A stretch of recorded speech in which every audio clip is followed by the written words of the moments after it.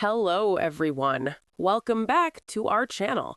I am so incredibly happy to see you here today. Look at Eric. Eric, you look like a statue. Are you looking for a bird outside, or are you waiting for a magical fairy to come and do your English homework for you? Why are you looking so daydreamy today? Oh, hello, Anna. Hello, everyone. You caught me. I'm not looking at birds. I'm waiting for something else. I'm waiting for motivation. I promised myself I would study grammar today, but I just don't feel like it. I feel lazy.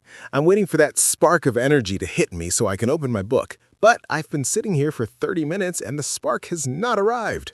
Am I a bad student because I don't feel excited to study every single day? Eric, you are not a bad student at all. You're just a normal human being. And that brings us to the very big topic of our video today, the power of self-discipline. Many people think that successful English learners are always motivated. They think we wake up every morning singing and dancing, ready to read a dictionary. But that is a lie. Today, we are going to share 5 tips on how to study when you have zero motivation. And please, everyone, stay with us until the end because the 5th tip is the most powerful secret to changing your life forever. But before we reveal the truth about motivation, if you are also waiting for that spark today, please click the like button. It shows us that we are all waiting together, and subscribe to our channel so we can help you build strong habits every week. Eric, are you ready to hear tip number 1? I am definitely ready, Anna. I clicked the like button because I am always waiting for that spark. I want to know how people keep going when they feel as lazy as I do right now. Please tell me tip number 1. How do I stop relying on this feeling called motivation that always seems to disappear when I actually need it? Tip number 1 is motivation is a feeling, but discipline is a decision. Eric, motivation is like the weather. Some days it is sunny and beautiful, and some days it is raining and cold. You cannot control the weather. If you only study when it is sunny and you feel good, you will never arrive at your destination. Self-discipline means making a decision before the day even starts. It means saying, I am going to study for 10 minutes today, even if I feel tired, even if I am bored, and even if I want to sleep. You don't wait for the feeling, you take the action first, and often the feeling of motivation arrives after you start. Action creates motivation. Motivation does not always create action.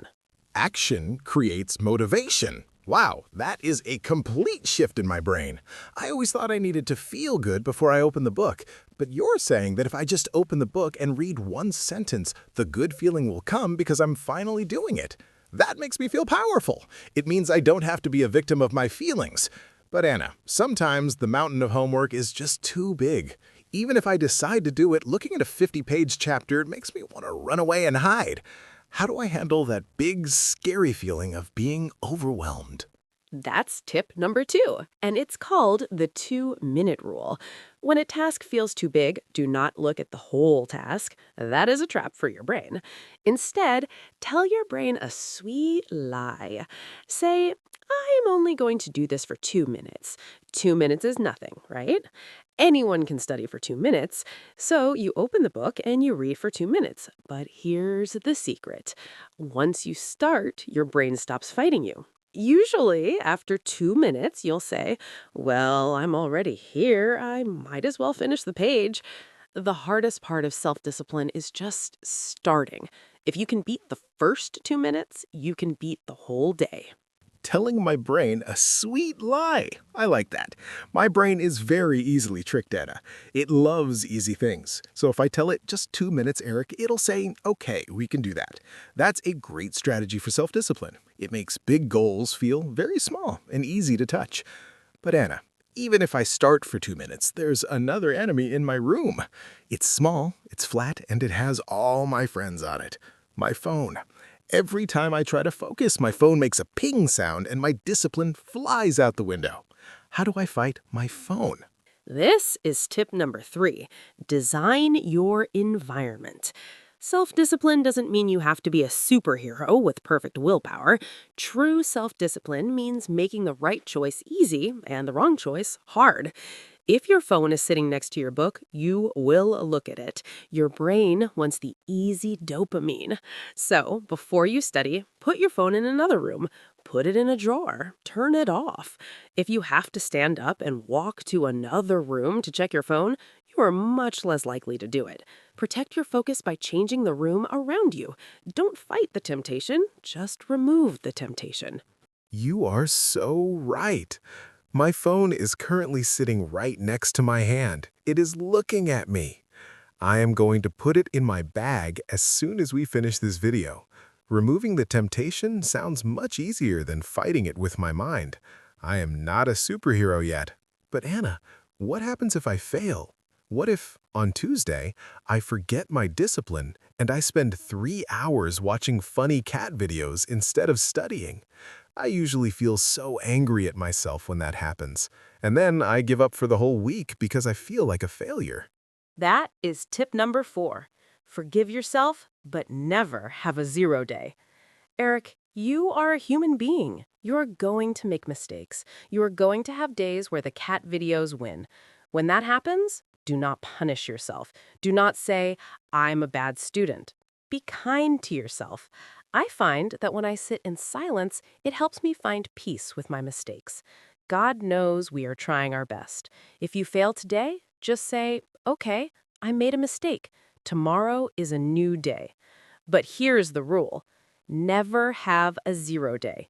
Even if you waste the whole day, before you go to bed, read just one English word. Just one. That means your day was not a zero. You kept the chain alive. No 0 days. I'm going to write that on a big piece of paper and put it on my wall. It takes away so much pressure. If I can just do one word on my worst day, I'm still moving forward. I feel a lot of peace hearing that, Anna. Thank you. Okay, I have my phone put away, I have my 2-minute rule, and I am ready to stop having 0 days. Now, I am ready for the final tip, the most powerful secret about self-discipline you promised at the beginning. What is it? Here's the secret. Tip number 5. Change your identity, not your behavior. This is the most powerful secret of all. Most people say, I'm trying to learn English. That means in your heart, you are not an English speaker yet. You are just trying. But self-discipline becomes easy when you change who you believe you are. Start saying, I'm an English learner. I'm a person who practices every day. A person who is an English learner does not argue about studying. They just study because that is who they are. It's part of your identity. When you change your mind about yourself, your actions will follow without effort. Identity. I am an English learner. Wow, that feels very different from I am trying. It makes me feel like a professional. I am not just a guy with a book. I am a dedicated student. That's my job, and that's who I am. That changes everything for me, Anna. Self-discipline doesn't sound like a punishment anymore. It sounds like a way to respect myself and my dreams. I feel ready to write my own story now. That is exactly right, Eric. Self-discipline is the highest form of self-love. It means you care enough about your future to work for it today. And to everyone watching at home, you can do this. You have the power to make the decision today. Before we go, we want to hear from you. In the comments below, tell us what is one 2-minute action you are going to do today. Are you going to read one page? Listen to one song? Tell us, and let's start your action right now. Yes, please share your 2-minute actions in the comments. We want to celebrate your small victories. And if this talk helped your motivation today, please give us a like and share this with a friend who needs a little push. Let's build strong habits together. Thank you for helping me find my discipline today, Anna. I am going to open my book now for exactly 2 minutes.